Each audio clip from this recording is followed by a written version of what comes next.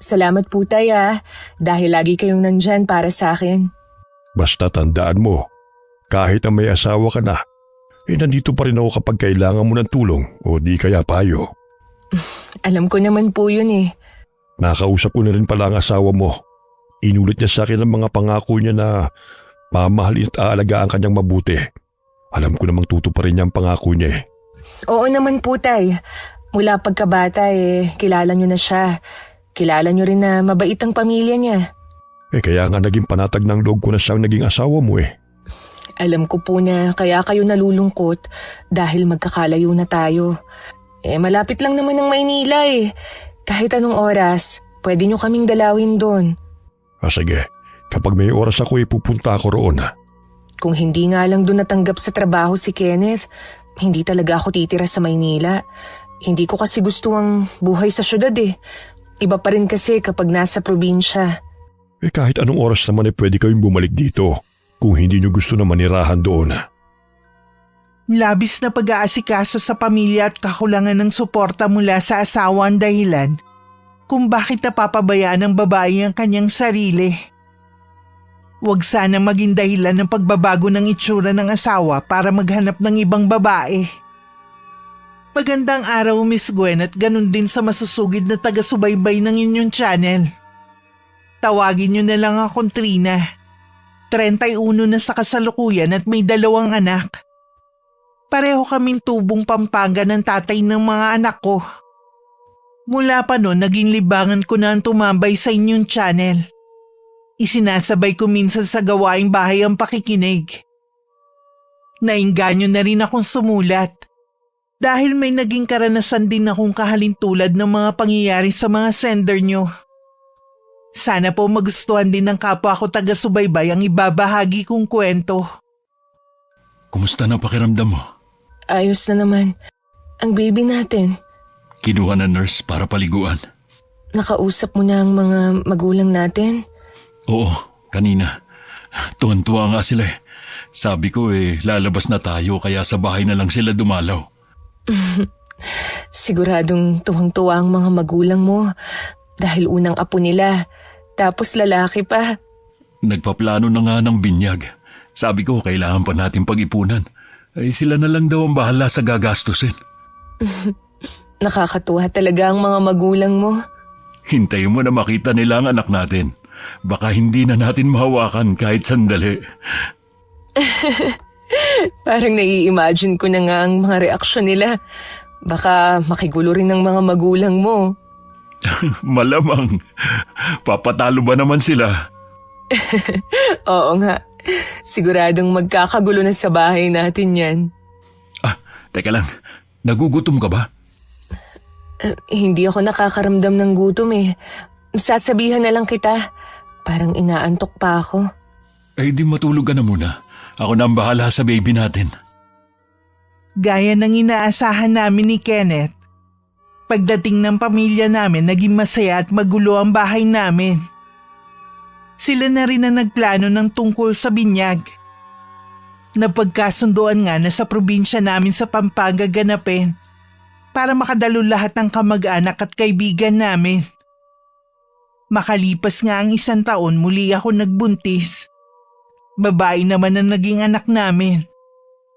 Hindi katulad ng panganay namin na naging magarbo ang binyag. Simple at mga kaanak lamang ang imbitado. Medyo nagtitipid na rin kasi kami noon dahil gipit sa budget. Tanging pamilya ko lang din ang nag-ambag noon. Hindi pa ba luto ang ulam? Sandali na lang to. Gutom ka na ba? Oo Kanina pa kumakalaman sikmura ako. Pasensya ka na Hindi ko kasi namalayan ng oras Tanghali na pala. Nalibang ako sa paglalaba. Natapos mo ba ang labahin mo? Oo. Isasampay ko na lang naman ng mga yon. Ay nako, pati ang mga anak natin siguradong gutom na. Buti nalilibang sa panonood ng TV. Siya nga pala. Malapit na yung piyesta sa amin. Oo nga pala no. Uuwi ba tayo? Oo naman. Nakapagpaalam na ako sa trabaho Matagal na ring hindi nakikita ng mga pamilya natin ang 2 bata. Oo nga Sigurado, miss na nila ang mga bata. Kaya habang hindi pa dumarating yung araw na pag-uwi natin, Ayusin mo na yung mga dadalhin nating gamit para walang makakalimutan. Oo, ako na ang bahala sa lahat. Baka pwede na yan. Kanina pa talaga ako nagugutom eh. Oo, pwede na to. Teka, maghahain na ako Trixie! Josh! Halina kayo mga anak! Kakain na tayo! Mauna na ako sa inyo ng mga batang sumandok ha. Sige lang, ako na ang bahalang magpakain sa kanila. Kapag ganyan na nawiwili sa panonood, hindi sila aalis sa harapan ng TV. Susubuan ko na lang sila. Mabuti pang ang subuan mo na lang para maraming makain. Nagugutom na rin ako kanina pa pero tinitiis ko lang. Habang sarap na sarap sa pagkain si Kenneth, ako naman abala sa pagpapakain sa dalawang bata. Nang makatapos ako sa pag-aasikaso sa mag-aama, isinantabi ko muna ang mga hugasin. Hindi rin muna ako kumain. Isinampay ko muna ang mga damit na nilabahan ko. Naalala ko kasi gagamitin ni Kenneth bukas ang uniform niya. Ang sipag mo naman, Trina. Araw-araw ka yata naglalaba. Oh, kayo po pala Aling Marites. Mahirap po kasing matambakan ng labahin eh. Hindi ka ba tinutulungan ni Kenneth sa mga gawaing bahay? Pagod na po yun sa trabaho. Tsaka gawain ko naman to bilang asawa eh. Ano bang katwiran niyan, Trina? Huhulaan ko. Ultimo pagbabantay sa mga anak nyo, hindi pa magawa ng asawa mo, no? Para ka palang alila eh. Ako, hindi naman po. Masaya ako na asikasuhin ko ang pamilya ko. Ilan taon ka na nga, iha? 28 po. Bakit yun naman biglang naitanong? Wala ka pa palang 30 pero mas mukha ka na matanda sa tunay mong edad. Nananalamin ka pa ba, ha? Nakita mo ba ang itsura mo? Ano ho ba ang ibig niyong sabihin, Aling Marites? Diretsahin niyo na po ako. Mukha ka ng losyang eh. Aba, matuto ka namang mag-ayos ng sarili mo. Baka mamaya maghanap ng ibang babae ang asawa mo. Hindi po ako magagawang ipagpalit ni Kenneth sa ibang babae. Mahal niya ako at ang mga anak namin. Sa tingin mo, sapat na ang mahal kayo para hindi ka niya ipagpalit sa iba? Ang mga lalaki, kalimitan sa kanila sa panlabas na anyo tumitingin. Pasensya na po kayo, Aling Marites. Marami pa po akong importanteng gagawin sa bahay. Hindi ko naman dinibdib ang mga sinabi ni Aling Marites. Kilala kasi ang may edad ng babae sa pagiging mahadera at tsismosa. Hindi lang naman ako ang naging biktima ng matabil niyang dila. Marami kami. Iniwasan ko na lang siya sa abot ng makakaya ko. Madali lang naman yun sa akin dahil hindi naman ako palalabas ng bahay. Dumating ang araw ng pag-uwi namin sa probinsya. Maaga pa lang gumising na ako para maghanda ng almusal namin. Nakagayak na silang tatlo pero ako naghahanap pa rin ng may susuot. Noon ko lang nalaman na wala na pala akong maayos na damit. Isang simpleng blouse lang ang sinuot ko at maong na pantalon. Mabuti naman nakauwi kayo. Opo, Tay. Matagal na palang plano ni Kenneth ang pag-uwi dito sa atin. Nasaan ang asawa mo? Nandun po siya sa kanila. Tay, pwede bang dito kami tumuloy? Ang dami kasing bisita sa bahay ng mga biyenan ko eh. Wala na kaming mapipwestuhan. Oo naman. Marami ba silang handa? Opo, 3 baboy po ang kinatay nila eh. Hindi na nga ako nakatulong. Bantayan pa kasi itong 2 eh. Bukas na lang po kami babalik doon. Kumain na ba kayo? Opo, kumain na kami bago pumunta rito. Ay, siya nga po pala. Kumusta na kayo dito? Si nanay po. Nandun sa ate mo. Sana muna kasi nagbabantay sa mga pamangkin mo. May nangyari po ba kay na ate? Ilang araw na kasi nasa ospital ang bayaw mo. Napagtripan ng mga tambay eh. Buti nga hindi napuruhan. Nako, ang dami na talagang masasamang tao ngayon. Ang bait na nga ng bayaw ko, nagawa pang saktan. Iba na talaga ang panahon ngayon. Ang hirap na rin magtiwala. Sinabi niyo pa po. Kaya ako umiiwas na ako sa mga tao. Mas gusto kong nasa loob lang ng bahay. Ibig bang sabihin wala kang kaibigan sa lugar niyo?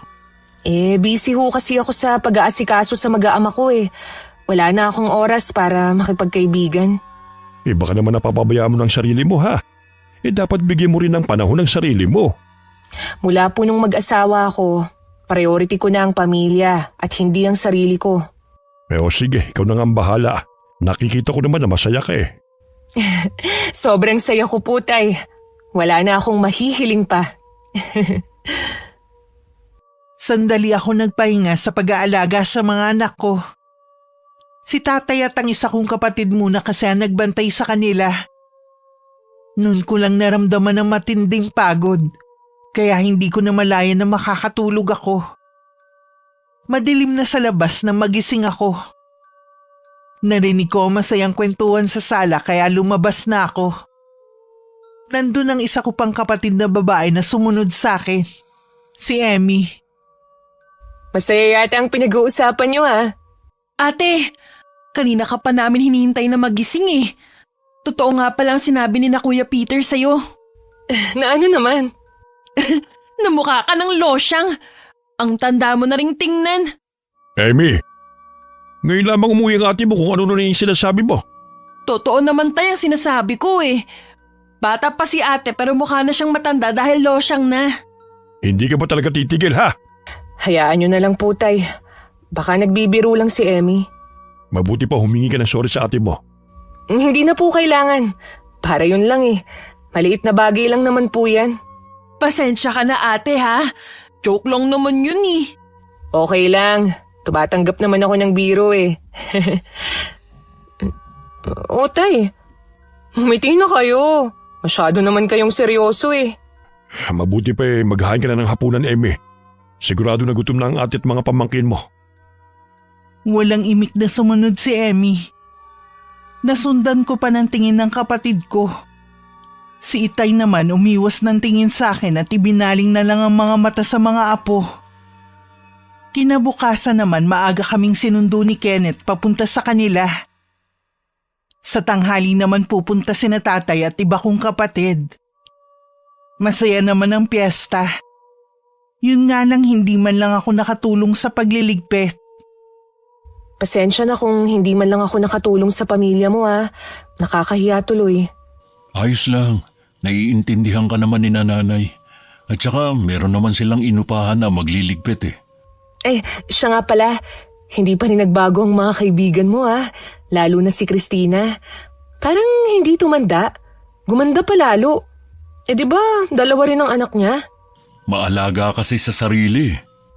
Gusto ko nga sanang makipagkwentuhan sa kanila kanina eh. Kaya lang, parang umiiwas naman sila. Uy, bakit mo naman nasabi yan? Napansin ko lang naman. Sila-sila lang ang nagkwekwentuhan eh. Baka naman kasi nangungulit ang mga anak natin. Ano ka ba? Natural lang sa bata ang makulit. May mga anak din naman sila. Oo nga, pero hindi nila sinasama sa mga ganitong okasyon. Ano ba ang ibig mong sabihin, ha? Na sana iniwan ko na lang ang mga anak natin? Wala naman ako sinasabi na iwan mo. At saka bahay na rin natin to. Hayaan mo na nga nangyari. Mabuti pa nga. Hindi lang tayo nagkakaintindihan eh. Huwag mo na ring isipin na hindi sila masaya na makita ka. Okay lang naman kung nag-iba na sila ng pakikitungo sa akin. Ganyan talaga ang buhay eh. Ay, bukas nga pala. Maaga tayong aalis ha. Pakiayos na lang yung mga gamit natin.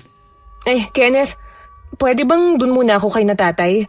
Gusto ko kasi silang makasama eh. Oh, pwede naman. Basta ba pagdaan ko bukas, handa na kayo ng mga bata. Oo, salamat. Ihahatid mo na ba kami ngayon? Mag-tricycle na lang kayo. Malapit lang naman ang sa inyo eh. At saka marami pa akong gagawin dito. Oo, sige. Ipara mo na lang kami ng tricycle. Nagulat naman si Itay na makita kaming bumaba ng tricycle bitbit ang mga gamit namin. Akala kasi niya dun kami sa bahay ng mga biyanan ko matutulog. Natuwa naman sila dahil makakasama pa nila ng isang gabi ang mga anak ko. Nakipiesta pa po ba kayo sa iba, Tay? Hindi na. Pagkagaling sa inyo, umuwi na kami rito. Gusto lamang naming pagbigyan ng mga biyanan mo. Kapag nakauwi na po kami ng Maynila mamimiss ko po kayo.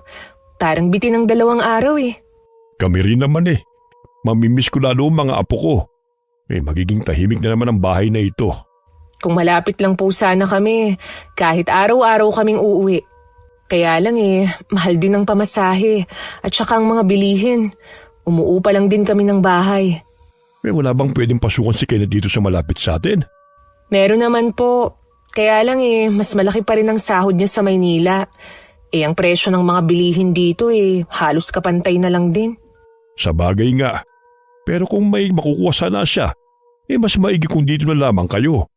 Para may katuwang ka rin sa pag-aalaga ng mga anak mo. Kaya ko naman po silang alagaan, Tay. Pati yung mga gawaing bahay. Alam ko naman yun. Kaya lamang napapabaya mo na ang sarili mo Totoo po siguro ang sinabi ni Emmy na losyang na ako. Hindi totoo yan. Para sa amin ng nanay mo, ikaw pa rin ang pinakamaganda. Kaya lang naman po napapabayaan ko na ang sarili ko dahil sa pag-aasikaso sa binuo kong pamilya. Alam naman namin yun. Walang katulad ng pagsasakripisyo mo alang-alang sa pamilya mo. Kaya lamang, isa sa napansin namin yung bagong suit ng asawa mo at mga anak mo. Pormang-pormang asawa mo. Pero ikaw lumang suit at nakatsinelas lamang. Hindi ka ba binibigyan ni Kenneth kahit pambili ng damit? Ang sabi ko nga po sa inyo, mahal ang tumira sa Maynila. Kahit malaki ang sahod ng asawa ko, tama lang sa pang-araw-araw na gastusin ang ibinibigay niya. Dapat pinaglalaanan ka rin niya ng pambili mo ng bagong damit. Hindi yung siya na lang lagi. Hayaan niyo na po, Tay. Hindi naman ako umaalis ng bahay Kahit na. Katulad ngayon, umuwi kayo rito. Ganyan ang ayos mo. Siguro naman matagal nyo rin pinaghanda ng pag-uwi nyo rito. Hindi man lang ba naisip ng asawa mo na bilhan ka ng isusuot? Hindi ba niya naisip na harap ka sa pamilya niya at mga kaibigan? Pagod din kasi si Kenneth sa trabaho, kaya hindi na rin niya naalala. Kahit na. Kung tinuturing ka niyang asawa, hindi niya yung makakaligtaan. Kahit hindi ako nabibilhan ng mga bagong damit ni Kenneth, mabuti po siyang asawa sa akin at ama sa mga anak namin. Sana hindi magbago ang pagtingin niyo sa asawa ko dahil lang dyan. Hindi na nakipagtalo pa sa akin si Itay. Nang gabing yun, kahit hindi namin kasama si Kenneth, masaya kami nagsalo-salo sa hapunan. Umuwi rin si Inay para makasama kami bago lumuwas ulit bukas.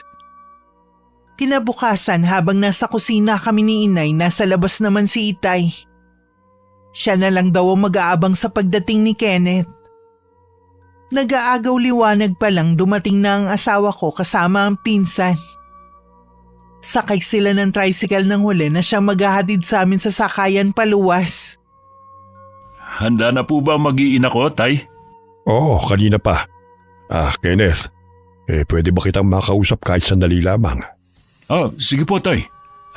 Ano po ba ang gusto niyong pag-usapan?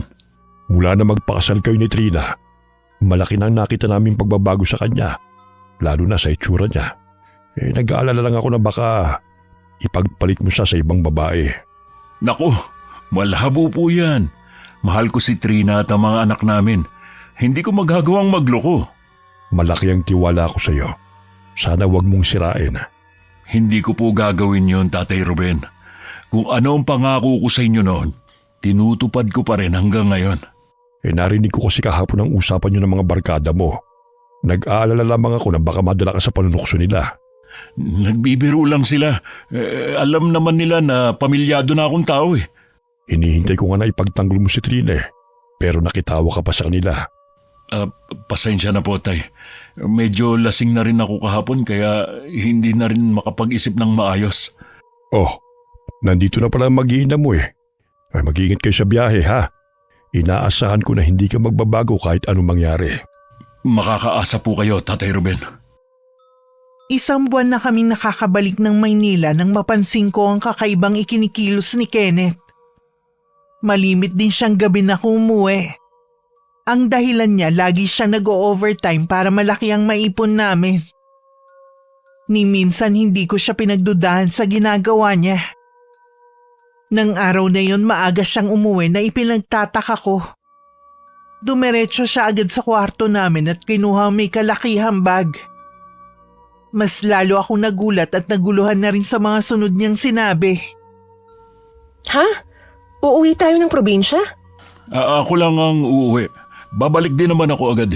Kailangan ko lang makasiguro na ayos na ang lagay ni Kuya Benji.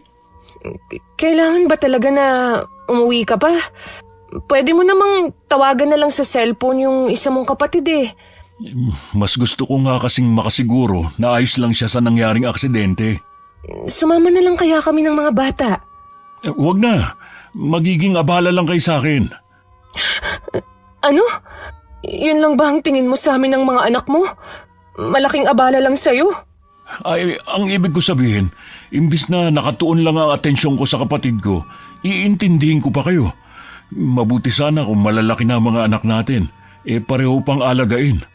Naintindihan ko na. Kailan ka nga pala babalik? Baka abutin ako ng 1 linggo dun eh. Ano? Ganun katagal? Alam mo wala kami kasama ng mga bata dito, Kenneth. Wala namang masamang mangyayari sa inyo dito eh. Sa tagal ba naman nating nakatira dito? Kahit na. Mahirap magtiwala sa panahon ngayon. Tsaka, alam mo naman na hindi ako malapit sa mga taga rito eh. Paano ko hihingi ng tulong kung sakali? Sa tagal ba naman nating nakatira dito hindi mo natutunan makipagkaibigan sa mga taga rito? Uunahin ko pa ba ang makipagkaibigan? Dito pa lang sa bahay, ubus na ang oras ko eh. Paano mauubos ang oras mo? 2 lang naman ang inaasikaso mo. Lagi naman akong wala dito sa bahay. Konti lang naman ang gawaing bahay. Akala mo yata, madali lang ang maging taong bahay. Ang hirap kaya. Mas mahirap ang ginagawa ko. Ako nagtatrabaho maghapon para maitaguyod lang ang pamilya natin. Ano ba to? Kompetisyon? Kung sino ang mas mahirap ang trabaho? Pwede ba, Trina? Tigilan na muna natin ang pagtatalo. Kailangan kong abutan ng last trip pa uwi sa atin. Pasensya na. Pero sana naman, wag ganun katagal. Pipilitin kong makabalik agad. Ito nga pala ang pera. Pagkasyahin mo na lang. Kung kukulangin yan, kumuha ka na muna ng ulam sa tindahan. Mag-iingat ka sa biyahe mo. Kung may pagkakataon, puntahan mo naman sina tatay sa amin. Tinulungan ko na si Kenneth na maglagay ng damit sa bag niya. Napasulya pa ako nang damputin niya ang pabango at ilagay sa bulsa ng bag. Hindi ko maiwasang mapakunot ng noo. Mahal kasi ang pabango na yun at tuwing espesyal na okasyon lang niya ginagamit. Hindi na rin ako nakapagtanong dahil nagmamadali na siyang umalis. Nang wala na si Kenneth, napatitig ako sa perang iniwan niya. Baka 2 o hanggang 3 araw lang yon at kailangan ko pang tipirin. Mahigit 1 linggo ring nawala si Kenneth. 2 beses lang din siyang tumawag noon at lagi pang nagmamadali. Hindi ko tuloy nakamusta ang kapatid niya. Naplansya mo na ba lahat ng damit na pampasok ko sa trabaho? Oo. Papasok ka na ba bukas? Uy, kailangan na. Kenneth, may nakuha kasi kami sa tindahan. Baka naman may pera ka pa dyan. Baka pwede mong pakiusapan muna na kung maaari, sa darating na sahod na lang bayaran. Naubos kasi ang pera ko dahil sa kapatid ko eh. Kumusta na nga pala si Kuya Benji? Ay, ayos na ang lagay niya. Yun nga lang, ang laki na nagastos namin. Pera lang naman yun. Pwede pang kitain. Ang mahalaga ligtas na ang kapatid mo. Oo nga. Alam ko pagod ka, kaya magpahinga ka na muna. Lalabhan ko lang ang mga inuwi mong damit. Oo nga, ilang gabi rin akong puyat eh. Kukuha na rin ako sa tindahan ng ulam natin ngayon. Mabait naman si Aling Chone. Kailangan talaga matuto kang makisama sa mga taga rito. Gaya niyan, pinautang ka sa tindahan. Mabuti mabait yung may-ari. Gagawin ko na nga eh. Ayoko naman na isipin nila na suplada ako. Tama lang yan. Alalahanin mo na lagi akong wala sa bahay dahil sa trabaho. Paano kung magkaroon ng emergency? Siyempre, sa mga kapitbahay ka rin naman lalapit para humingi ng tulong. Naisip ko nga rin yan eh. Nako, naaabala na kita sa pamamahinga mo. Maiwan na kita ha. Hinarap ko muna ang paglalaban ng mga maruruming damit ni Kenneth. Habang inaalis ko sa bagang mga marurumi, may isang damit akong napansin na parang amoy pabango ng babae. May nabubuong hinala sa akin pero agad ko rin yung inalis sa isipan ko. Baka pabango lang ng nanay niya o kaya naman ng kapatid niya na dumikit sa kanya. Nung bandang hapon, lumabas naman ako para kumuha muna ng uulamin namin sa tindahan. Pabalik na ako noon nang makasalubong ko si Aling Marites. Mahigit 1 linggo ko yatang hindi nakita si Kenneth Nagkaroon po ng emergency sa kanila, kaya umuwi muna siya. Tapos wala man lang iniwan na pera sa inyo, kaya umuutang ka sa tindahan ni Chona. Nag-iwan naman po siya. Kaya lang nagkulang po Sabi ko nga, may emergency sa kanila. Ang mga lalaki talaga magdadahilan lang para lang makagawa ng kalokohan. Ano po ba ang ibig niyong sabihin, ha? Hindi ko na kasi nagugustuhan ng lumalabas sa bibig niyo O wag ka magalit, iha.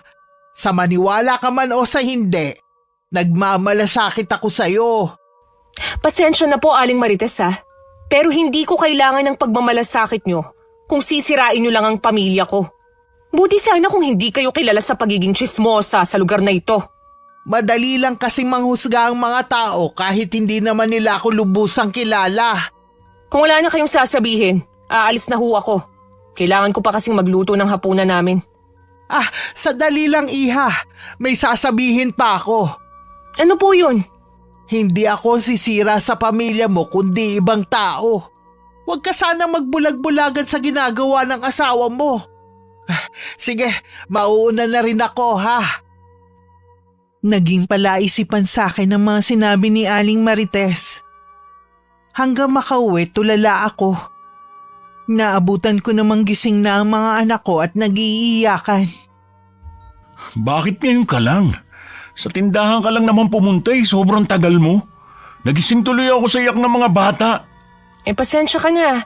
Hinarang pa kasi ako ni Aling Marites Sa dami naman ang pwede mong kausapin yung matandang tsismosa pa na yun. Hindi ko naman talaga siya kinakausap Siya lang yung laging lumalapit sa akin. Ano naman na sinabi ng babaeng yun? Kung ano-ano lang na wala namang katuturan. Hindi na rin naman ako makakatulog. Ang mabuti pa, magluto ka na lang ng maaga. Patahanin mo rin sa pag-iyak ang 2 bata. Bakit hindi mo mapatahan? Mga anak mo rin sila, ha? Ikaw ang hinahanap Dahil sa pagiging abala mo sa trabaho, lumalayo na ang loob sa'yo ng mga anak natin. Wala ka ng oras para sa kanila. Hindi mo na nagagawang ipasyal man lang sila. Kita mo nga na kagagaling ko lang sa problema tapos gusto mo gumastos na naman ako? Hindi ko naman sinasabi na ngayon mo sila ipasyal.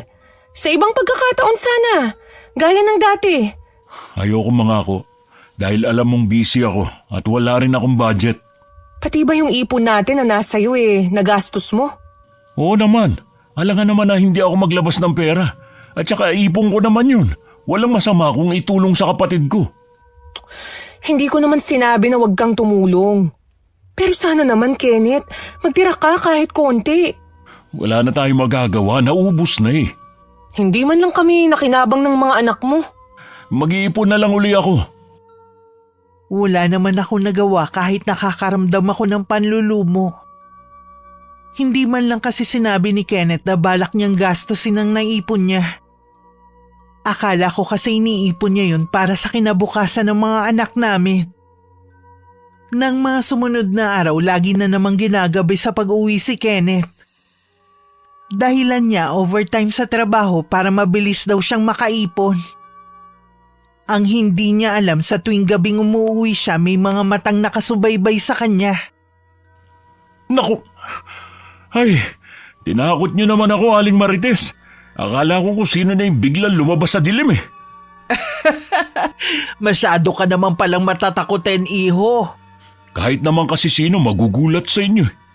Sino nga pala yung babaeng laging naghahatid sa'yo, ha? Babae? Sinong babaeng tinutukoy niyo? Huwag ka na magkaila pa. Alam ko na kaya kagabi na umuwi dahil meron kang ibang babae. At yun ang laging naghahatid sa'yo. Hindi ko alam ang sinasabi niyo. Huwag ka munang umalis, iho. Kinakausap pa kita. Malalim na ang gabi. Hinihintay na ako ng asawa ko. Paano mo kaya nagagawang lokohin ng asawa mo na buong buhay niya walang ginawa kundi pagsilbihan ka? Hindi ba kayo titigil, ha? Bakit naman ako titigil? Oras na may masabi kayo sa asawa ko, humanda kayo sa akin. Wala ka bang nanay at hindi ka marunong rumespeto sa matanda, ha? Hindi naman kayo karapat dapat irespeto Wala kayong alam kundi ang makialam sa buhay ng iba. Ang sabihin mo, natatakot ka lang na malaman ng asawa mo na meron kang ibang babae. Hindi rin maniniwala sa inyo si Trina. Kilala ko ang asawa ko. Mabilis nang tumalikod si Kenneth at hindi na pinansin ang pagtawa ng matandang babae. Pagdating sa bahay, napabalikwas pa ako ng bangon sa sofa. Hindi ko na malayang nakatulog pala ako sa paghihintay sa kanya. Bakit siyang ka na naman natulog? Di ba sabi ko sa'yo, wag mo na ako hintayin dahil may dala naman akong susi? Hindi ko naman kasi alam na makakatulog ako eh. Kumain ka na ba? Oo, kanina pa. Mukhang mainit ang ulo mo ah. Paanong hindi init ang ulo ko? Nakasalubong ko si Aling Marites kanina. Ha? May sinabi ba siya na hindi maganda? Wala naman. Nagulat lang ako nang bigla siyang sumulpot sa harapan ko. Alam mo naman na mainit ang dugo ko sa babaeng yun. Pagpasensyahan mo na lang. Ganun lang talaga yun. Kahit anong mangyari, iwasan mo ang matandang yun ha. Huwag mo rin paniniwalaan ang mga sinasabi niya. Hindi naman talaga ako naniniwala sa kanya eh. Tsaka kapag nakikita ko siya, malayo pa lang, umiiwas na ako. Mabuti naman. Kenneth, baka naman pwede mo akong bigyan ng pera. Di ba binigyan na kita? Sa mahal kasi ng bilihin ngayon, konti lang ang nabibili ko eh. Hindi ko man lang mabilhan ng masarap na ulam ang mga bata. Baka pwedeng bawasan mo muna ang ipon mo. Magpasalamat ka nga at nakakakain kayo kumpara sa iba na walang-wala talaga. Tapos nagre-reklamo ka pa. Hindi naman ako magre-reklamo. Tama na nga. Pagod ako. Gusto ko na magpahinga. Saka na tayo mag-usap. Wala akong nagawa kundi ang mapabuntong hininga na lang. Ilang sandali pa sumunod na ako sa kanya sa kwarto namin. Naabutan ko pa siyang hawak ang cellphone niya. Nang makita niya ako, agad niya yung tinago. Kinabukasan, nagtiis kami ng mga anak ko sa noodles lang dahil wala na talagang budget para sa ulam. Nahihiya naman akong mangutang sa tindahan dahil may utang pa kami nung nakaraan. Habang nag-iisip ako ng solusyon sa problema, biglang may kumatok. Pagbukas ko ng pinto, si tatay ang bumungad sa akin. Ginulat niyo naman po ako sa pagdating niyo. Lumuwas kasi sina Tio Rico at Tia Agnes mo para mamili ng paninda nila. Kaya naisipan ko na rin sumabay para makalibre ng pamasahe. Kumusta na kayo rito ng mga apo ko? Ayos lang naman po, tay. Kumain na po ba kayo? Teka lang uutang lang ako sa tindahan. Bakit ka naman uutang? Wala ka bang pera dyan? Ubus na po kasi yung ibinigay ni Kenneth eh. Malayo pa ang sahod niya. May dala naman akong pagkain dito. Ito na lamang ang pagsaluhan natin. Huwag ka nang umutang. Sige po, tay. Pasensya na ho kayo kung wala man lang akong may alok sa inyo. Magtapat ka nga sa akin, anak. Nagkukulang ba sa inyo si Kenneth? Hindi naman po, tay. Kaya lang nagipit kami nung nakaraan dahil sa pagkakaaksidente ng kapatid ni Kenneth. Sinong kapatid niyang naaksidente? Si Kuya Benji po. Mahigit 1 linggo nga pong nasa probinsya si Kenneth dahil dun sa nangyari. Kaya nga po, naubos ang perang ipon namin dahil sa pagtulong sa gastusin. Hindi ko alam kung bakit yan ang sinabi ng asawa mo sa'yo. Baka dahil ayaw kanyang isama pa uwi. Anong ibig niyong sabihin, tay? Ikinasal na ang kapatid niya. Iilan lamang ang imbitado sa kasal. Kahit nga kami hindi inimbite. Akala ko nga hindi siya makakapunta. Hindi ko ho kayo maintindihan. Bakit kailangang magsinungaling sa akin ni Kenneth? Hindi kaya mayroong ginagawang kalokohan ng asawa mo? Ano naman pong kalokohan? Hindi ko alam, iha. Pero masama ang kutob ko. Hindi po kaya siya nagsinungaling dahil ayaw niya akong isama? Baka ikinahihiya niya ako sa mga tao. Maaari din. Wala ka bang napapansin na kakaibang ikinikilos ng asawa mo nitong mga huling araw? Wala naman po. Maliban lang sa pag-uwi niya ng gabi dahil lagi siyang nag-overtime sa trabaho. Pakiramdaman mo kung anong ginagawa ng asawa mo. Baka nga may ginagawa na siyang kalokohan. Tawagin mo rin ako kapag nagpaalam siyang uuwi sa kanila. Babantayan ko ang kilos niya kapag nandun siya. Natatakot po ako, tay. Na baka Meron akong matuklasan na ikakasama ng loob ko. Kailangan mong magpakatatag alang-alang sa mga anak mo. Opo, Tay. Nagpapakatatag naman ako para sa kanila eh. Ito ang lagi mong tatandaan. Kahit na anong mangyari, narito lamang kami ng pamilya mo. Hinding-hindi ka namin pababayaan. Tumawag ka lamang kapag may problema. Nung hapon kinailangan na rin umalis ni Itay. Dinaanan na kasi siya ng tsuhin at tiyahin ko dahil tapos na sa pamimili ng mga paninda. Sa Divisoria kasi namimili ang mag-asawa. Na itinitinda nila sa maliit na pwesto sa harap ng bahay nila sa lugar namin. Nang dumating si Kenneth nung gabi, binanggit ko sa kanya ang pagdalaw ni Itay. Natigilan siya sandali at biglang naging asiwa. Hindi ko na rin napigilan na banggitin ang tungkol sa naganap na kasal ng kapatid niya. Bakit kailangan mong magsinungaling sa akin? Hindi naman ako nagsinungaling sa'yo. Sa tingin mo kaya, hindi malalaman ni Itay kung sakaling naaksidente ang kapatid mo? Yung kasal nga nalaman niya kahit iilan lang ang inimbita niyo. Oo na, aminin ko na. Hindi nga na-aksidente ang kapatid ko kundi kasal niya. O ano, masaya ka na? Bakit kailangan mong magsinungaling sa akin, Kenneth? Bakit gumawa ka pa ng kwento? Baka kasi magpumilit ka pang sumama Anong masama? Asawa mo naman ako. Nakakahiya kasi kung isasama kita. Hindi ka naman marunong magayos. Mga sosyal kasi yung pamilya ng babaeng napangasawa ni Kuya Benji. Ano na lang ang sasabihin nila kapag nakita ka? Kinakahiya mo ba ako sa kanila, ha? Dahil losyang na ako. Napabayaan na ang sarili. Kasalanan mo naman kasi yan Kasalanan ko ba na kayo ang priority ko ng mga bata? Na mas pinili ko na asikasuhin kayo kaysa sa sarili ko? Palibhasa kasi, hindi mo nakikita ang ginagawa ko dito sa bahay. Ano ba ang ginagawa mo rito sa bahay para kalimutan ang pag-aayos sa sarili? Ni pagsuklay hindi mo na magawa. Alam mo ba na gusto ko rin sanang bumili ng mga bagong damit para naman magmukha akong maayos tingnan? Pero sa tuwing hihingi ako sa'yo, ang dami mong sinasabi. Pero yung ipon mo, ganun mo lang kabilis na ibinigay sa kapatid mo.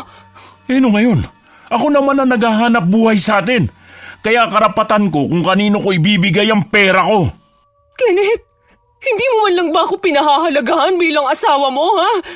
Kung gusto mo kasing mabili ang gusto mo, dapat may trabaho ka rin. Paano ako magtatrabaho? Sinong mag-aalaga sa mga anak natin? Bakit yung iba? Nagagawa naman makapagtrabaho kahit may mga anak na. Huwag mo naman akong ikumpara sa kanila dahil ibang sitwasyon natin. Kapag ayaw talaga, maraming dahilan. Yun ba ang tingin mo, ha? Na ayoko lang magtrabaho? Dapat kasi tinutulungan mo rin ako sa gastusin dito sa bahay. Hindi yung naghihintay ka lang bigyan ko. Tapos paghahanapan mo pa ako porke hindi mo lang mabili ang gusto mo. Aba, hindi biro ang pagbabayad sa bahay, tubig at kuryente. Tapos pagkain niyo pa. Obligasyon mo kaming suportahan ng mga anak natin. Sabihin mo nga, napapagod ka na ba, ha? Alam ko naman ang obligasyon ko pero sana naman tulungan mo ako sa gastusin dito sa bahay. Sige, hanapan mo ako ng magbabantay ng mga bata. Magtatrabaho ako. Ang hina naman ng ulo mo. Maraming pwedeng pagkakitaan kahit nasa bahay ka lang. Hindi mo kailangan maghanap ng mag-aalaga sa mga anak natin. Sino bang kakilala mo na kumikita sa bahay lang? Si Christina. Kahit nag-aasikaso siya sa pamilya niya, kumikita pa rin siya kahit nasa bahay. Kasi madiskarte siya kumpara sa'yo. Higit sa lahat, hindi siya losyang nakatulad mo. Biglang bumalik sa alaala ko ang itsura ni Christina. Mahigit 30 na ang babae pero mas mukhang bata pa sa akin. Hindi ko maintindihan kung bakit sa kanya ako ikinukumpara ni Kenneth. Nang sumunod na araw, hindi ako kinikibo ni Kenneth. Pagkatapos ng mga ginawa niya sa akin, siya pa ang may ganang magalit. Minsan hindi siya umuwi. Hindi rin niya sinasagot ang tawag ko. Lingid pala sa akin, umuwi na naman siya sa kanila. May nakapagsabi naman kay tatay kaya pinuntahan niya ang asawa ko. Tatay Ruben, ano pong ginagawa niyo rito? Hindi ba dapat akong nagtatanong sa niyan? Anong ginagawa mo rito? Bakit hindi mo kasama mag-iina mo? Uuwi din po kasi ako bukas eh. Despedida po kasi ng kaibigan ko kaya nandito ako ngayon. Gusto ko lamang ipaalala sa'yo. Hindi ka na binata para gawin kung anong gusto mo. Pamilyado ka ng tao. Dapat alam mo ang prioridad mo. Alam ko po yan. Hindi nyo kailangang ipaalala. Minsan lang naman akong umuwi dito eh. Kailangan ko rin namang mag-relax. Naiisip mo ba yan samantalang si Trina walang tigil sa pag-aasikaso sa inyo? Napabayaan na nga niya ang sarili niya eh. Nasa kanya naman yun eh. Nasa bahay lang naman siya pero hindi man lang niya nakuha ng mag-ayos ng sarili. Sana naman bigyan mo rin ng oras ang pamilya mo para hindi nag-iisip ang asawa mo na may ginagawa kang kalokohan. Wala po akong ginagawang masama. Puro trabaho lang ako. Nasa labas ng gate ng mga oras na yun sina Tatay at Kenneth. Magpapaalam na sana si Itay nang biglang sumulpot si Christina. Love, nandyan ka lang pala. Kanina pa kasi kita hinahanap eh. May kausap ka pala. Nandito pala kayo, Mang Ruben. Tama bang narinig ko na tawag mo sa manugang ko? Tay, magkababata po kami ni Christina. Yun na po ang tawagan namin mula pa noon. Huwag niyo naman sanang bigyan ng mali siya. Sa tingin mo kay malilin lang niyo ako? Totoo po yun, Mang Ruben. Alam din ng pamilya niya na yan din ang tawagan namin. Huwag sana kayong mag-isip ng masama. Lalo na't nandito ako sa bahay ng mga magulang ko. Sana nga nagsasabi kayo ng totoo. Ay, salamat naman umalis na ang matandang yun. Ano ba kasi ang ginagawa niya rito? Hindi ko nga alam eh. Basta na lang siya sumulpot dito. Halika na nga sa loob. Katatapos lang naming mag-usap ni Itay. Nalaman ko umuwi si Kenneth sa kanila gaya ng hinala ko. Napaiyak na lang ako dahil pakiramdam ko wala na akong halaga sa asawa ko. Ang daming tanong sa isip ko kung saan ba ako nagkulang bilang asawa. Hanggang inabot na ng gabi, hindi pa rin umuwi si Kenneth. Nasa labas ako ng inuupahan namin at nakatanaw sa kawalan. Mukhang malalim ang iniisip mo ah. Kayo po pala, Aling Marites. May kailangan po ba kayo? Wala akong kailangan sa'yo. Baka ikaw meron. Wala rin ho akong kailangan sa inyo. Sige ho, papasok na ako sa loob. Sandali lang iha. Mag-usap muna tayo. Tungkol naman ho saan? Tungkol sa asawa mo at sa babae niya. Ho? Walang ibang babae ang asawa ko. Huwag niyo siyang gawa ng kwento gaya ng iba. Kahit kailan, hindi ako gumawa ng kwento. Lahat ng sinasabi ko, puro totoo. Sinasabi lang ng iba na gumagawa ako ng kwento dahil hindi nila matanggap na totoo ang sinasabi ko. Gaya mo na pilit pa rin nagbubulag-bulagan. Tigilan niyo na nga ho ako. Huwag niyong sirain ang pamilya ko, gaya ng ginagawa niyo sa iba. Sanay naman ako na lagi akong nasisisi. Imbes na magpasalamat sila. Wala naman pong dapat ipagpasalamat sa inyo eh. Mabuti pa, umuwi na lang kayo sa inyo at magkulong sa bahay para hindi kayo nakakaperwisyo. Sa nakikita ko sa'yo, mukhang nahusgahan mo na ako. Perwisyo palang tingin mo sa akin. Meron pa sana akong sasabihin pero tumalikod na si Aling Marites. Nakonsensya naman ako sa inasal ko sa matandang babae. Hindi naman kasi kami tinuruan ng maging bastos ng mga magulang namin sa ibang tao. Kahit ano pa ang estado nito sa buhay. Mainit lang kasi ang ulo ko at siyang napagbuntunan ko. Mukhang hindi na darating si Kenneth kaya pumasok na lang ako sa loob ng bahay. Kinabukasan na ng tanghali siya dumating. Sakto namang katatapos lang naming mag-usap ng kapatid ko. Oh, bakit ka umiiyak? Katatawag lang kasi ni Emmy. Isinugod daw si tatay sa ospital dahil sa paninikip ng dibdib. Baka naman wala lang yun. Ano ka ba? Hindi isusugod si Itay sa ospital kung hindi seryoso ang sakit niya. Anong gusto mong gawin? Kailangan kong umuwi sa amin. Kailangan kong makita si Itay Eh di umuwi ka sa inyo. Iiwan ko muna sa iyo ang mga anak natin. Ano? Aba, hindi pwede. May trabaho ko bukas. May trabaho ka pa pala. Pero ilang araw ka rin hindi umuwi dito. Nagpalipas lang ako ng init ng ulo. Ikaw na nga itong nagsinungaling sa akin. Ikaw pa ang mainit ang ulo. Eh kung umuwi ka na ngayon. Isama mo na lang yung mga bata. Mabuti pa nga siguro. Kesa naman pabayaan mo lang. Itong huling araw pa naman, laging mainit ang ulo mo sa kanila. Alam mo naman kasing pagod ako sa trabaho. Hindi mo man lang sawayin na huwag maingay. Bigyan mo na lang ako ng pamasahe para makauwi kami sa amin. Ang sabi mo? Uuwi ka tapos wala ka naman palang pera? Alam mo namang wala akong pera, di ba? Dahil wala akong trabaho. Yan ang nga sinasabi ko sa'yo eh. Ayaw mo kasing dumiskarte mag-isa. Pwede ba, Kenneth? Huwag mo nang ipamukha sa akin yan. Bigyan mo na lang ako ng pamasahe namin kahit papunta lang. Baka hindi ko naabutan ng buhay si tatay. Wala akong pera dito. Anong wala? Di ba may ipon ka? Saan na napunta yon? Akin lang ang perang yun. Wala kang pakialam dun. Nagmamakaawa naman ako sa'yo, Kenneth. Naghihingalo ang tatay ko. Kailangan kong makauwi sa amin.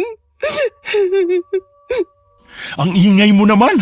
Makaalis na nga muna. Kenneth! Kenneth! Saan ka pupunta? Bumalik ka rito! Kenneth!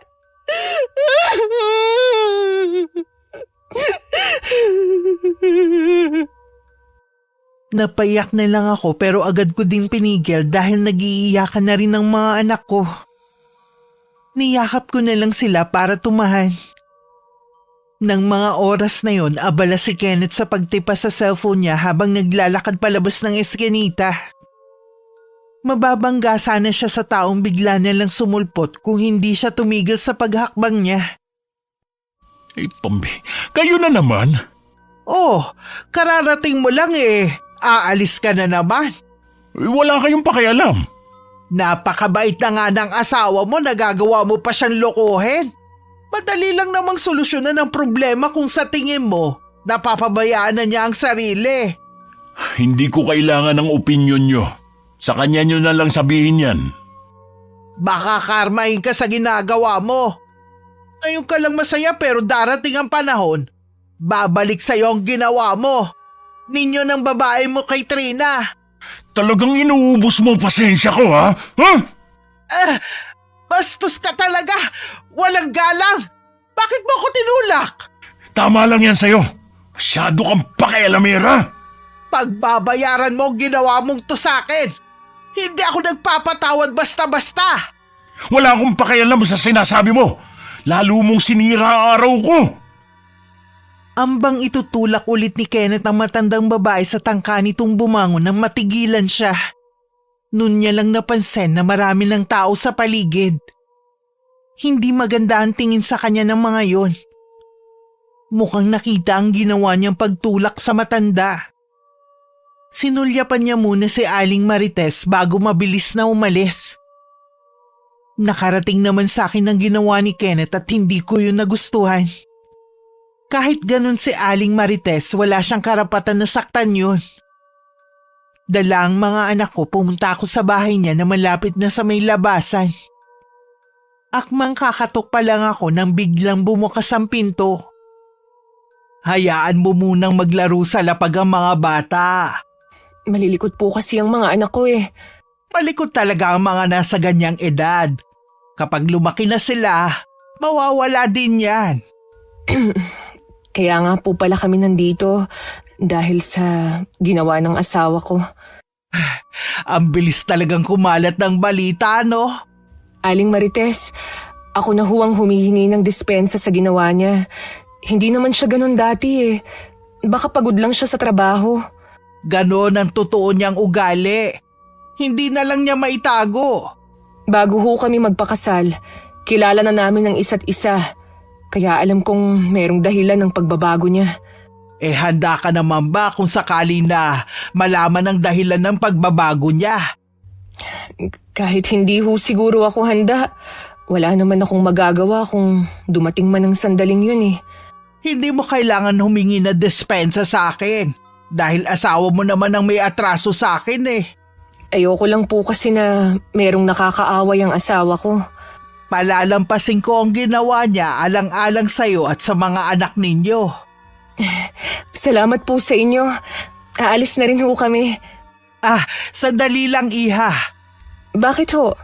Nararamdaman kong meron pang bumabagabag sa'yo eh. Baka makatulong ako sa'yo. Meron nga ho. Kanina, tumawag ang kapatid ko. Sinabi niyang nasa ospital ang tatay namin. Gusto ko sanang umuwi kaya lang wala po akong pera eh. Yan talaga ang mahirap kapag wala kang pera. Pahihiramin na lang kita. Po, gagawin niyo talaga yun? Oo naman. Kaya lang, wala po akong trabaho. Hindi ko alam kung kailan ko kayo mababayaran. Hindi pa naman ako naniningil eh. Sige na, maghanda na kayo para makauwi na kayo ng mga anak mo. Importanteng makita mo ang iyong ama. Salamat po, Aling Marites. Paano ko po ba kayo pasasalamatan? Huwag mo munang isipin ang bagay na yon. Magbadali ka na. Biglang lumambot ang puso ko at tuluyan nang naglaho ang inis ko kay Aling Marites. Hindi ko akalain kung sino pa ang taong kinaiinisan ng marami dahil sa pagiging mahadera. Siya pa pala ang tutulong sa akin. Hanggang sa makaalis ng bahay, hindi umuwi si Kenneth. Inila ko na lang ang buong bahay. May sarili naman siyang susi kaya makakapasok siya.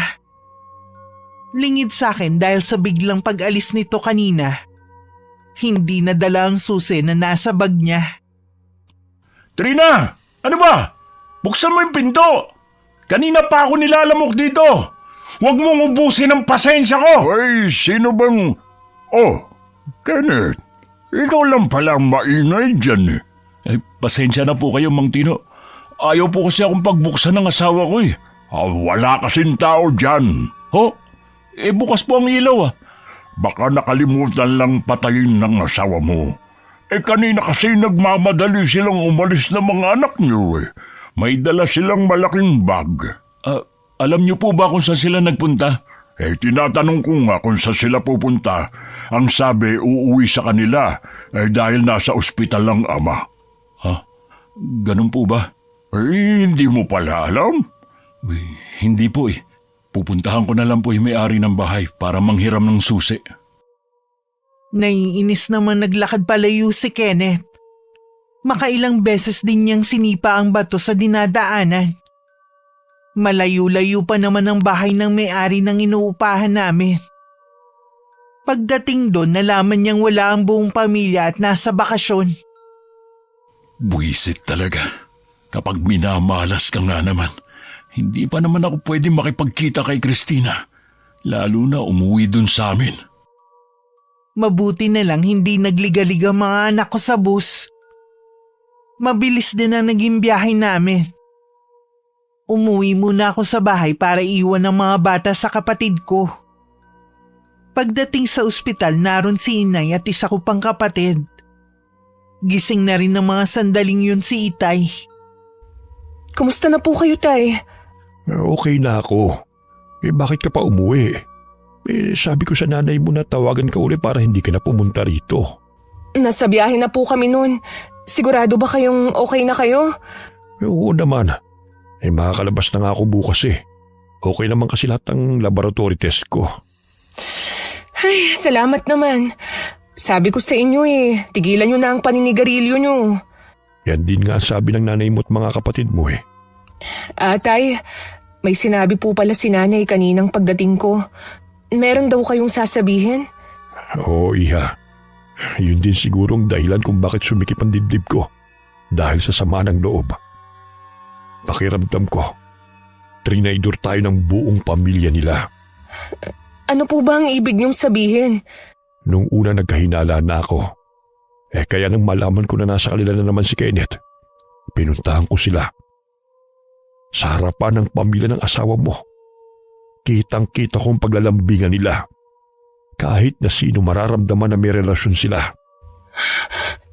Si Kenneth po, May babae. Sinong kabit niya? Si Christina. Hindi, Tay. Hindi magagawa sa akin ni Kenneth yan. May masakit mang tanggapin. Pero yun ang totoo. May ibang babayang hayop mong asawa. At yung pangkababata niya na may asawa rin. Paano niya nagawa sa akin to? Lahat ginawa ko para sa kanya. Sa loob ng ilang taong pagsasama namin, pinagsilbihan ko siya. Umiyak ka lamang. Pero ayoko na makikipagbalikan ka pa sa asawa mo. Pero Tay, paano ang mga anak namin? Ayoko pong lumaki sila na walang ama. Lintik na yan. Niloloko ka na nga ng asawa mo. Yan pa rin ang iniisip mo. Hindi mo ba narinig ang sinabi ko kanina? Alam ng buong pamilya niya ang ginagawa sa iyo ng asawa mo. Mas gugustuhin ko pang lumaki ng walang ama mga apo ko kaysa patuloy kang makisama sa manlolokong yon. Gusto ko pa rin pong makausap si Kenneth. Kailangan kong marinig ang panig niya. Bahala ka. Pero wag mong isasama ang mga apo ko pagbalik ng Maynila. Hindi rin ako papayag na kunin niya at ng pamilya niya ang mga bata. Dadaan muna sila sa ilalim ng bangkay ko. Nang makauwi si Itay sa bahay, nagpaalam naman ako na uuwi muna ng Maynila. Gusto ko sanang isama ang mga anak ko. Pero matigas ang kagustuhan ng mga magulang ko na maiwan sila. Huwag mo kong subukan, Trina. Itatakwil kita oras na ipilit mo ang gusto mo. Akala mo yata hindi ko alam ang balak mo. Kung gusto mong magpakatanga sa lalaking yon, ikaw na lamang. Huwag mo nang isali ang mga apo ko. Umuwi ako sa Maynila na mag-isa. Ilang araw lang ako nawala, naging makalat na ang buong bahay. Tambak na rin ang labahan na halos lahat kay Kenneth. Gabi na nung dumating siya. Bahagya pa siyang nagulat nung magbukas siya ng ilaw, nandun ako sa sala. Oh, kailan ka pa dumating? Kanina lang. Bakit naman nakapatay ang ilaw? Kanina ka pa pala nandito. Baka kasi kapag nalaman mong nandito na ako, bigla kang hindi umuwi. Trina, hayaan mo muna ako magpaliwanag. Sagutin mo na lang lahat ng tanong ko, Kenneth. Yung totoong sagot at walang paligoy-ligoy. Nasaan nga pala yung mga anak natin? Huwag mong ibahin ang usapan. Trina. May relasyon ba kayo ni Christina at alam yun ng pamilya mo? Sigurado ako na nung aksidente, hindi pala. Nung kasal ng kapatid mo, magkasama kayong dalawa ng babaeng yun. Patawarin mo ko. Hindi ko sinasadya na lokohin ka. Basta na lang nangyari na nawala ang pagmamahal ko sa'yo. Dahil basta pumangit na ako, tumaba at nawala ng pagiging makinis ng kutis ko. Nawala na lang ba ang pagmamahal mo? Dahil losyang na ako sa paningin mo. Siguro nga dahil doon. Ikaw rin naman ang may kasalanan eh. Pinabayaan mo ang sarili mo. Hindi mo man lang ba naisip na kaya ako nagkaganito? Dahil mas inuna kong pangangailangan nyo kaysa sa sarili ko? Pwede kong gawin ang ginagawa ng ibang babae dyan, pero hindi ko ginawa. Dahil ikaw ang inuuna ko. Ang pangangailangan mo. Tapos sasabihin mo sa akin, kasalanan ko kung bakit ka ng babae. Bakit si Christina kahit may mga anak, nagagawa pa rin ingatan ng sarili? Wala ka na bang gagawin kundi ikumpara ko sa babaeng yon, ha? Siya, may katuwang siya sa pag-aalaga ng mga anak niya. Samantalang ako, solo ko lahat. Dahil may pera ang asawa niya na seaman, marami siyang panluho sa katawan niya. Ikaw nga, kahit pambili ng pulbo, hindi mo man lang ako mabilhan. Patawarin mo ko kung nasaktan kita. Mabuti na rin siguro na nakapag-usap tayo ngayon. Uuwi na ako sa atin at balak na rin namin magsama ni Christina. Nabulag ka sa angking ganda niya. Pati pamilya mo, nasilaw sa pera ni Christina. Kaya kinukonsinti ang ginagawa mo. Sa palagay mo, kaya mong tapatan ang asawa niya, ha? Ang pera niya? Iiwan ka rin ni Christina kapag wala ka nang maibigay. Mahal namin ni Christina ang isa't isa. Yun ang mahalaga. Akala ko, akong tanga sa ating dalawa. Yun pala, mas tanga ka pa. Ipagpapalit mo ang pamilya natin sa babaeng hindi mo nga alam kung kayang tagalan ng hirap sa piling mo. Tama na. Kahit ano pa sabihin mo, hindi mo na mababago ang isip ko. Pagkatapos kong marinig ang lahat ng sinabi mo, wala akong balak na habulin ka. Tandaan mo lang, Kenneth, hindi mo na makikita pa ang mga anak mo. Wala rin naman akong balak maghabol sa mga anak natin eh. Isa kang malaking duwag! Tandaan mo, may karma lahat ng ginawa niyo sa akin. Lahat ng kasabwat mo sa panloloko sa akin, magbabayad ng mahal! Nakasunod lang ako ng tingin kay Kenneth habang inaayos niya ang mga gamit niya. Tahimik lang akong lumuluha. Wala na rin naman akong sasabihin sa kanya. Puno na lang ng sama ng loob at galit ang dibdib ko. Sinisisi ko rin ang sarili ko kaya niya ako iiwan. Nang matapos siyang magligpit, walang paalam na lumabas siya ng bahay. Inayos ko lang ang sarili ko at saka lumabas din. Sa tinitirhan ni Aling Marites ako pumunta. Ganon talaga ang mga lalaki.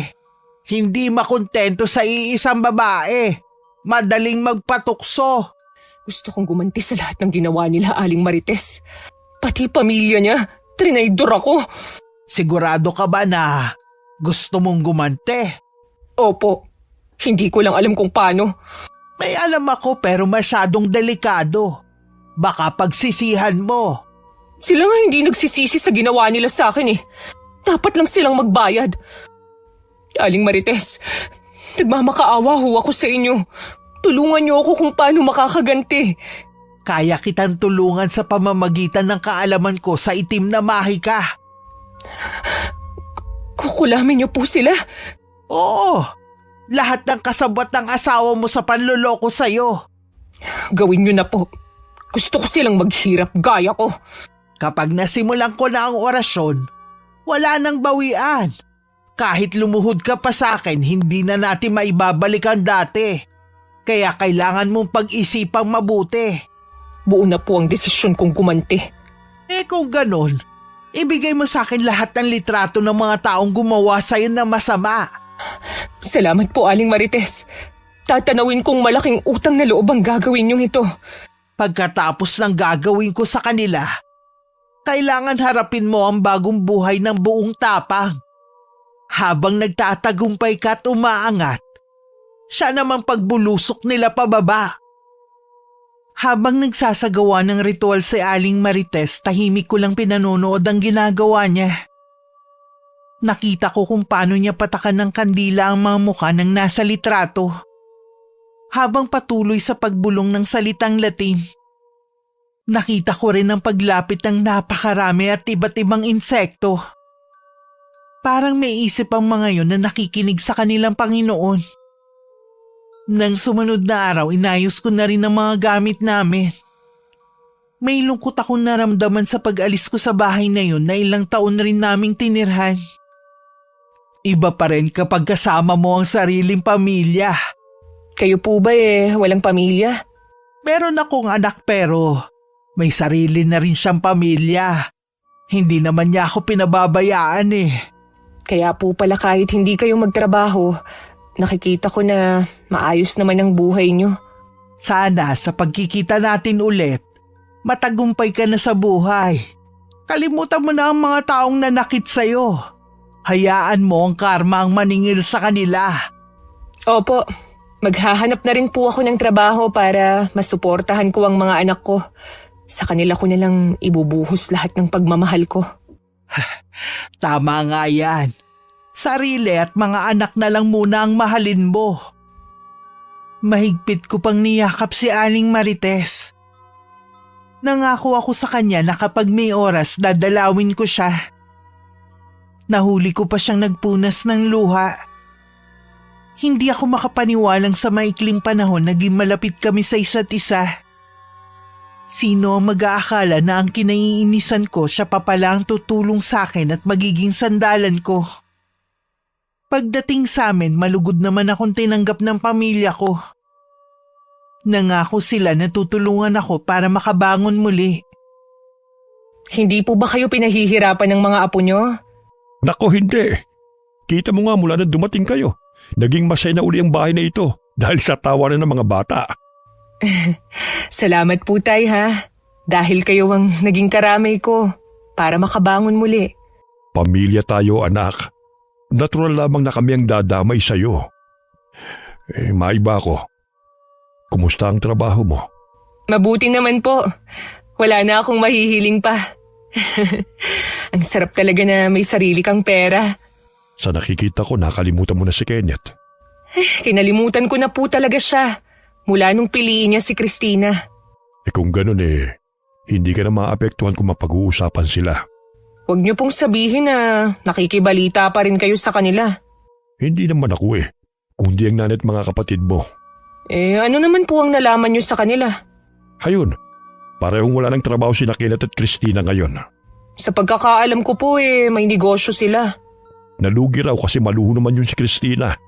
Mula nung magsama sila ni Kenneth, pinutol na rin ang asawa niyang suporta sa kanya. Kinuha na rin sa kanya mga anak niya.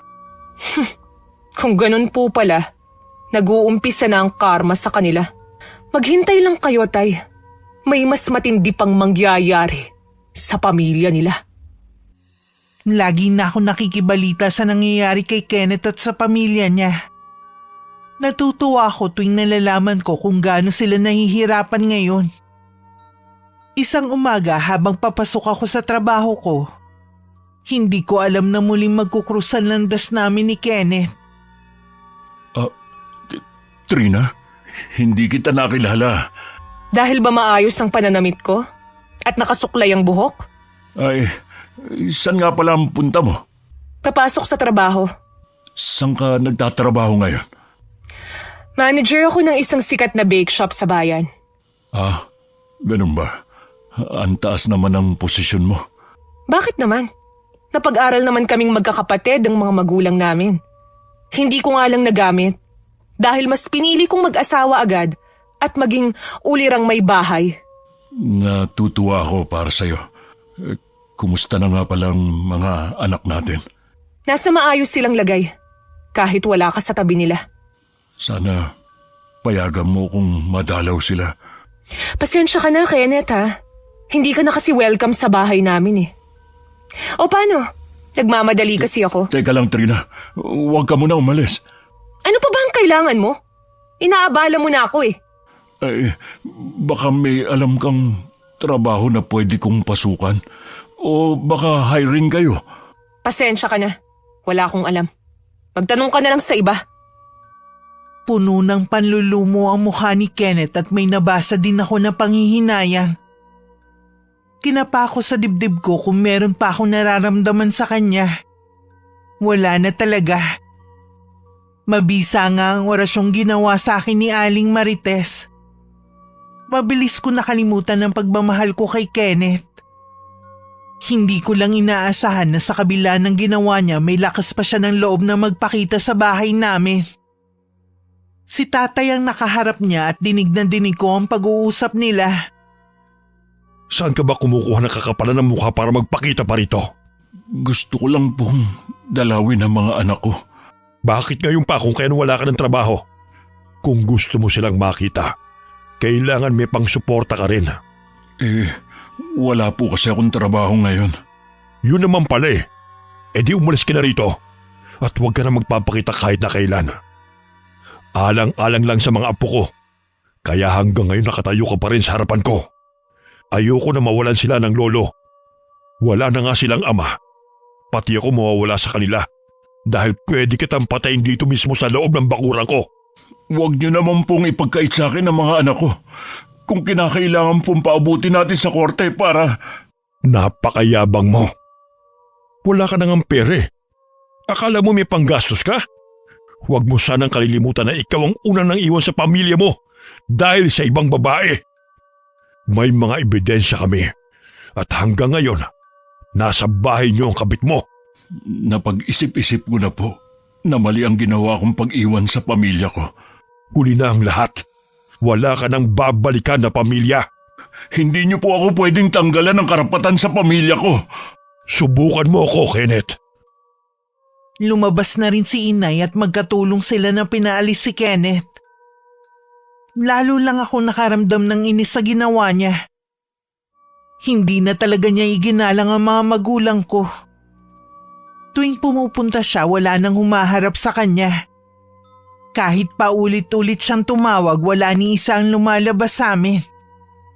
Akala ko nga sumuko na siya dahil hindi na siya nagpupunta. Yun pala, meron nangyaring masama sa pamilya nila. Patay na raw ang kuya ni Kenneth. Ano? Ano hong kinamatay ni Kuya Benji? Nagis na lang daw nila sa kwarto na wala ng buhay. Nabubulok na at pinagpipiyasa na ng mga insekto ang katawan. Kulang po ang ikinamatay ni Kuya Benji. Yun din ang hinala ko. Tay, naaalala ko. Nakasabwat din siya ni Kenneth sa panluloko sa akin. Nagpanggap pa siyang naaksidente. Yun pala, ikakasal lang siya. Ayaw lang niya akong papuntahin. Gumawa pa siya ng kwento. Ayan tuloy, natuluyan na siya. Mukhang nagbabayad na sila sa ginawa nila sa'yo.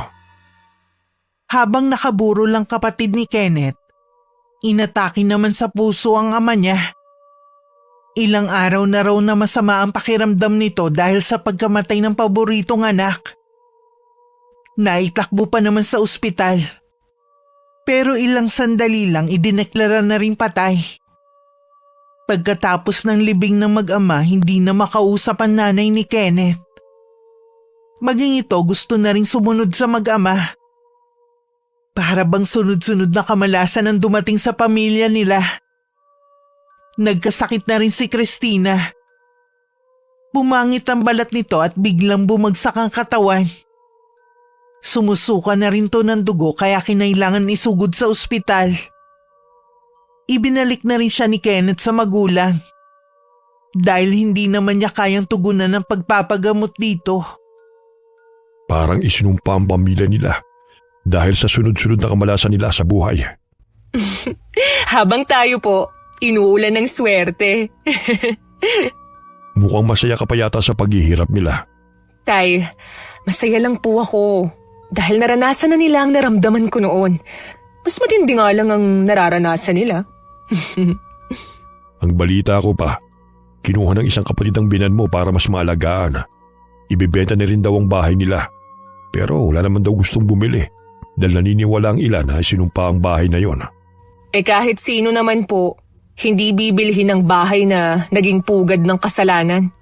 Meron pa pala, iha. May sakit na rin daw si Kenneth. Mukha raw nahawa kay Christina. Ganun din kasing nangyayari sa kanya. Mula po ngayon, ayoko nang makarinig ng balita tungkol sa kanila. Sapat na malaman ko na naghihirap na sila.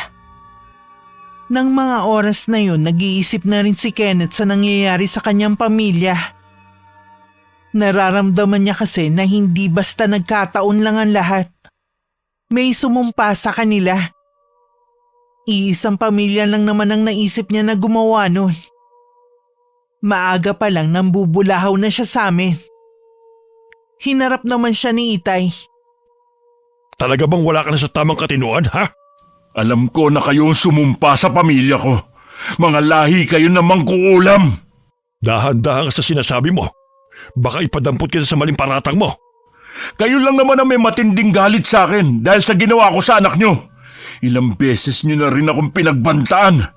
Kung hindi ko lamang iniisip ang mag-iina mo, tinutuo ko na ang banta ko sa'yo. Sana noong ko pa ginawa, hindi yung sa loob ng 2 taon, mas pinili namin ang manahimik. Ikaw itong nanggugulo sa amin. Oo nga naman, Kenneth. Marami ang nakakaalam na tahimik lang kaming namuhay. Ikaw itong basta na lang sumulpot dito para maghabol. Kung gusto ka namin gantihan, sana noon pa. Marami kayong atraso sa ibang tao. Hindi nakakapagtaka na marami ang gustong gumanti sa inyo. Malakas ang kutob ko na kayo ang nasa likod ng nangyayari. Kaya umamin na kayo. Tatawag lamang ako sa barangay para magpapunta ng mga tanod dito. Sawang-sawa na ako sa panggugulo ng taong to. Mabuti pa nga, Tay. Talaga bang wala ka nang natitirang konting pagmamahal sa akin? Wala na. Matagal nang naglaho ang pagmamahal ko sa'yo. Puro galit ang natitira dito sa dibdib ko. Dahil sa ginawa mo sa akin. Tignan mo ako. Pinarurusahan na ako. Alam mo ba lantang gulay na ngayon si Christina? Hindi malayo na maging gaya ko na rin siya. Kung totoo man na nakukulam ka, sana naghanap ka ng albularyo. Hindi yung inuuna mo ang paggugulo mo rito. Nagpatingin na ako. Kaya nga nalaman ko na may kumukulam sa akin. Isang matandang babaeng nakikita ng albularyo. Sino siya, Trina? Ang nanay mo ba? Huwag mong pagbibintangan ng nanay ko. Sinasabi ko sa'yo, nadadagdagan ang kasalanan mo sa akin. Walang nagawa si Kenneth kundi ang umalis na lang. Nang gabing yun, hindi ako makatulog. Paulit-ulit kasing bumabalik sa isip ko ang itsura ni Kenneth. Bigla ako naguluhan hindi dahil may nararamdaman pa ako sa kanya. Siguro binabagabag na ako ng konsensya ko. Hindi ka ba makatulog? Opo, iniisip ko kasi ang nangyayari. Alam mo bang hinihintay ko lamang na magtapat ka sa akin? Alam ko na may kinalaman ka sa nangyayari kay Kenneth at sa pamilya niya. Alam niyo po, Anak kita. Kilala kita mula pagkabata. Hindi ka pa nagsasalita. Alam ko na ang iniisip mo. patawad, Tay. Nadala po kasi ako ng matinding galit eh. Pagkatapos kasi ng ginawa ko, ganito pa ang gagawin nila sa akin. Nauunawaan kita, anak. Pero masama ang kumapit sa dilim. Lalo ka lamang nitong hihilahin papunta sa kasamaan. Gusto mo ba yun? Ayoko po, Tay. Hinayaan mo na lamang sana ang Panginoon na magparusa sa kanila kaysa gumamit ka ng itim na mahika na mula sa dyablo. Para mo na rin kasing ibinenta ang kaluluwa mo, anak. Ano po ang gagawin ko, Tay? Bumalik ka sa taong nilapitan mo para magsagawa ng orasyon.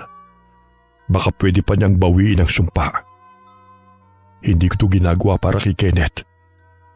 Ginagawa ko ito para sa iyo, anak. Gusto kong iligtas ang kaluluwa mo. Opo, Tay. Bukas na bukas din eh. Luluwas ako. Magbubukang liwayway pa lang nang lumuwas ako ng Maynila. Nagpunta ako sa tinitirhan ni Aling Marites. Malaki ang pagkakangiti niya sa akin nang makita ako. Masaya din ako makita ang may edad ng babae. Hindi ko pa man sinasabi ang sadya ko, alam na agad ni Aling Marites. Inaasahan ko na yan. Aling Marites, pwede niyo po bang bawiin ang sumpang ibinigay niyo kay Kenneth at kay Christina? Para sa'yo, gagawin ko. Ayoko rin mawalan ng ama ang dalawang bata. Maraming salamat po. Huwag ka na malungkot. Mawawala na rin ang bisa ng kulam sa kanila. Alam pala ni Itay ang ginawa ko. Hinihintay lang niya na magtapat ako. Ganun talaga ang mga magulang. Kilalang kilala nila ang mga anak nila. Kumusta na po kayo rito? Mabuti naman. Hinihintay lang talaga kita. Paalis na rin ako sa lugar na ito. Gusto kasi ng anak ko na pumisan na ako sa kanya. Masaya po ako para sa inyo. Alam ko na gusto niyo ring makasama ang anak niyo. Nagbalik loob na rin ako sa Panginoon. Hindi na ulit ako gagawa ng orasyon na magpapahamak sa ibang tao. Nang mga oras na yon, binawi na ni Aling Marites ang sakit kina Kenneth at Christina. Saksi rin ako nang sunugin niya ang mga kagamitan na ginagamit sa kulam. Maging ang mga insekto, naging abos silang lahat. Bago umalis, niyakap ko pa si Aling Marites. Alam kong yun na ang huli naming pagkikita. Pero sa kaibuturan ng puso ko, umaasa ako na magkikita pa rin kami balang araw. Galing dito si Kenneth. Pagkagising daw niya kanina, magaling na siya. Yun lang po ba ang sinadya niya? Humingi rin siya ng kapatawaran sa amin ng nanay mo. Nakiusap din siya kung pwede daw niya makita yung 2 bata. Pinagbigyan ko na dahil nakikita ko naman na tao sa puso niya ang kanyang paghingi ng tawad. Mabuti naman at magaling na siya sa sakit niya at natuto siyang magpakumbaba. Gusto ko rin niya na makausap bago daw siya umalis. Saan daw po siya pupunta? Susundan daw niyang nanay niya para maalagaan. Hindi pa man kami natatapos mag-usap ni Itay, dumating na si Kenneth. Iniwan muna kami sandali ni Itay para makapag-usap. Aalis ka raw? Oo. Baka matagalan pa bago ako bumalik. Sana nga gumaling na si inay. Ipagdarasal ko ang agarang paggaling ng inay mo. Salamat. Alam ko na malaki ang kasalanan namin ng pamilya ko sa'yo. Sana balang araw, mapatawad mo kami. Pinapatawad ko na kayo. Ayoko rin kasi na mamuhay na puro galit ang nasa puso ko. Gusto ko maging masaya ka. Kung sakali na makahanap ka ng iba, asahan mo na hindi ako magiging hadlang. Huwag mo lang sanang ipagkait sa akin ng mga anak ko. Hindi ko gagawin yun. Mag-iingat ka lagi. Ikaw din. Mahigpit pa kami nagyakap ni Kenneth bilang pamamaalam. Nang tumalikod siya, nakaramdam ako ng labis na lungkot. Tinanaw ko pa siya hanggang mawala siya sa paningin ko. Minsan talaga, kapag hindi nakalaan sa atin ng isang tao o bagay, gagawang may kapal para mawala sila sa atin. Ibig po bang sabihin, ginamit lang si Christina para mawala sa akin si Kenneth? Ganun na nga. Kung hindi kayo nagkahiwalay ni Kenneth, hanggang ngayon miserable pa rin ang buhay mo. Sa totoo lang po, Tay, mas nag-i-enjoy ako sa buhay na meron ako ngayon. Kaya lang po, inaalala ko ang mga anak ko. Matatalino na ang mga bata ngayon. Balang araw maiintindihan din nila kung bakit magkahiwalay kayo ng kanilang ama. Salamat po, Tay, ha. Hindi niyo po ako pinabayaan. Kahit pamilyado na kayong magkakapatid, tungkulin pa rin namin na gabayan kayo sa abot ng aming makakaya. Napakaswerte po namin sa inyo. Wala po kayong katulad.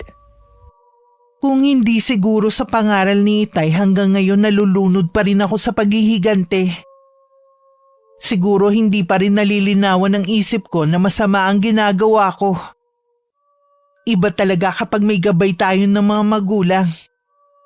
Sila pa rin ang nagiging sandalan natin sa mga panahon na lubog tayo sa problema at nagiging ilaw tuwing madilim ang nilalakaran natin.